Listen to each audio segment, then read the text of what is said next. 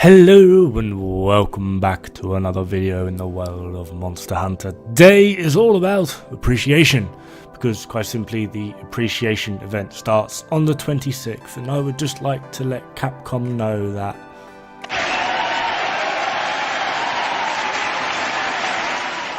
that's right, we appreciate you too, Capcom. I'm joking. I'm actually looking quite forward to this because there's, well, every event in the game is returning, obviously, and this is going to be a major event for two reasons. There's quite a few new events coming out, and secondly, there's been a lot of sales going on Steam and across the board in different categories and mediums in which you're able to buy Monster Hunter. So even now more so are a lot of new players that are missing quite a lot. Wyvern Ignition, some of the more interesting armors such as Dante. There's just so much for people to currently get. Now I'm actually going to start off with all of the collaborations, and then I'm going to go into the new quests, and then finally I will be going into some of the older quests, which a lot of people I'm assuming will already have. So it's going to go in that particular order, and hopefully everyone's got something they would like to listen to. So starting off are the collaboration events. First one is the 3-star USJ Gold Star treatment. This will give you the water longsword from the USJ armor. You then have the 7-star A Rush of Blood, which is what gives you your Mega Man Palico armor. Another 7-star is USJ Blazing Azure Stars. This gives you the Azure armor to go along with your water longsword. After that you have Code Red, which is what will give you your Dante's armor. And then finally, and this is currently in the game as is, you have the Visitor from Erosia. I do not know how to pronounce that, I'm sorry. It's the Extreme Behemoth. They are all of your collaboration events. Next up, we have your new events. We have Timberland Troublemakers, and this will give you a bristly hammer as well as increased low rank materials. After that, King's No Fear. This will give you, to a lot of people's delight, the layered armor for Sealed Eye Patch and the Wiggler head. So yeah, I can see a multitude of those wandering around. And then finally we have, and what I am most looking forward to, the Greatest Jagras. Great Jagras is the most hunted monster of the year. Understandably, it is not amused, so it is back for revenge, bigger and badder than ever. Try to make it drop glowing face stones. After that, like I said, we have pretty much every event quest returning, and just to save on editing, I'm just going to rattle off the more desirable ones that at least unlock you something within the game itself. First off, we have the simple yet elegant Greeting the Gluttons. Why is this handy, and it is currently in the game as it is you earn some extra vouchers. After that, you have Where Sun Meets Moon. This will give you a voucher for what they're calling fluffy dual blades. They are sleep dual blades. They're not particularly helpful in any way, but they are kind of handy. After that, you have Flesh Cleave to Bone. This is really handy for low rank players as it drops a lot of materials for Odegaran as well as Radaban. The reason I'm mentioning this is because Odegaran gear is kind of handy at low rank. Wicked Wildspire Waste. This gives a lot of Armor Spheres and Armor Sphere Plus, which will help you upgrade your armor. Every Hunter's Dream. and I'm going to say this again, every hunter's dream. This gives you all of the materials needed for Wyvern Ignition Impact, the most powerful greatsword in the game.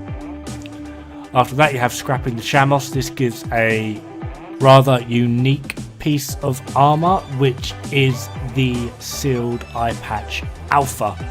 From there, we have the Triple Threat Throwdown. This gives a rather large amount of decorations. Gaze Upon the Dawn, just in case you want to get more Zora Magdaros materials. Wiggle Me This gives you the Wiggler head armor, which is really handy for those wide range builds. A Flash in the Pan, this gives you the materials you need to make shadow shades, which is handy. Egg Lovers United, this will give you the Kuluyaku head armor. Roll In with the Uragan, this can give you Armor Sphere Plus and Advanced Armor Sphere. A Royal Pain, this will give you the Moss Swine Mask and Faux Feline layered armor, and also has some increased high rank material rewards available. A Simple Task, this is currently in the game as well. Basically just deliver a load of things and you can get a load of tracks for your tempered investigations. Snow and Cherry Blossom, this gives double HR points, so kind of handy. Keeper of the Other World, this is a Xena Jiva and it has increased rewards. Tracking the Delivery, this is for your footprint gathering, but it gives only tempered Elder Dragons. Relish the Moment, this is your tempered Devil Joe, just in case you fancy getting your ass kicked again. A Nose for an Eye, this is again increased hunter rank points. The Throne Taker, Tempered Nogagante, Teostra and Lunastra. This will give you an increased chance of getting Shining Streamstones. A Whisper of White Mane, this is your Arch Tempered Kirin. A Deathly Quiet Curtain is your Arch Tempered Valhazak. No Tomorrow for Usurpers, this will increase your hunter rank even more with increased points. The Scorn of the Sun is your Arch Tempered Teostra. Now, I tried to read those out in as best a rank order as I could muster. So at the start of the list, it was 1 star, going through finally into 9 stars. So for your Arch Tempered, etc., etc., they are 9 stars, HR 50 plus.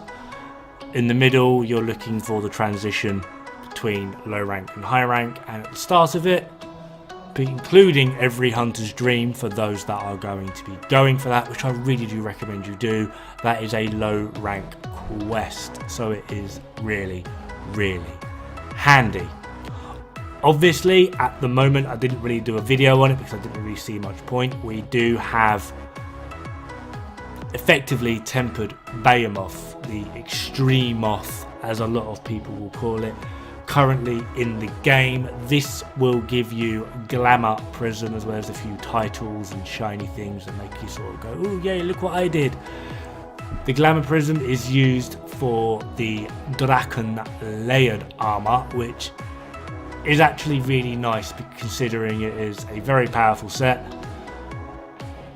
Very good looking set, you could argue, as well as one hell of a status symbol at the moment. Having Draken layered armor does mean you have done Extremoth, which is a hell of a feat, to be perfectly honest. So if you have done that, then kudos to you. Honestly, if I can give any advice on Extremoth, it would be go with a fully decked out team with a support, a DPS, a CC and a tank. The way in which I have found the best way to do this is have the heavy bowgun Glutton, the rare 7 one, as the tank. Very easy to get the enmity with that weapon.